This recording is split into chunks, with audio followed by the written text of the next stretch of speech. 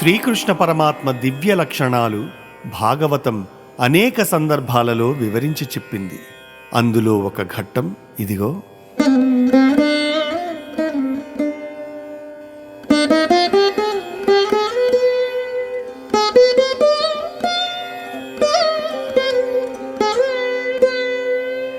ఒకనాడు బలభద్రుడొక్కడు రాకుండ గోపాలకులు తానుగూడి కృష్ణుడడవికి చని ఎండ ఆ గోవులును గోపకులు నీరు వట్టున కుందిడస్సి కాళిందిలో విషకలితతోయము త్రావి ప్రాణానిలంబులు పాసి పడిన యోగీశ్వరుండును యోగి వంద్యుడు కృష్ణుడు ఈ క్షణామృతధారలమి కురిసి పశుల గోపకులను బ్రతికించె మరలంగ వారు తమకు కృష్ణు వలన మరల బ్రతుకు కలిగెనంచు భావించి సంతుష్ట మానసములచనిరి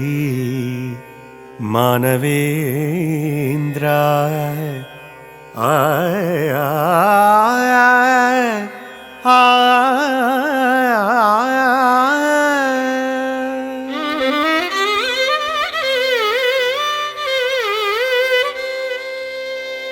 పరీక్షిన్ మహారాజా, ఒకనాడు కృష్ణుడు అన్నను కలుపుకోకుండా గోపాలకులను కలుపుకొని అడవికి పోయాడు. కొంతసేపునకు వారికి దాహం వేసింది. ఆవులు దూడలు దాహం వేయగా దగ్గరలో ఉన్న మడుగు కాళిందిలో నీరు ఆబగా త్రాగారు. ఆ నీరంతా విషమయం. త్రాగిన వారందరూ ప్రాణాలు కోల్పోయారు. అప్పుడు యోగీశ్వరులకు ఈశ్వరుడు, యోగులందరి నమస్కారాలు అందుకునేవాడు అయిన కృష్ణుడు చూపులతోనే అమృతధారలను కురిసి పశులను గోపకులను బ్రతికించాడు. వారందరూ కృష్ణుడే మాకు పునర్జన్మనిచ్చాడని ఆనందంతో కేరింతలు కొట్టుకుంటూ ఇళ్లకు చేరుకున్నారు.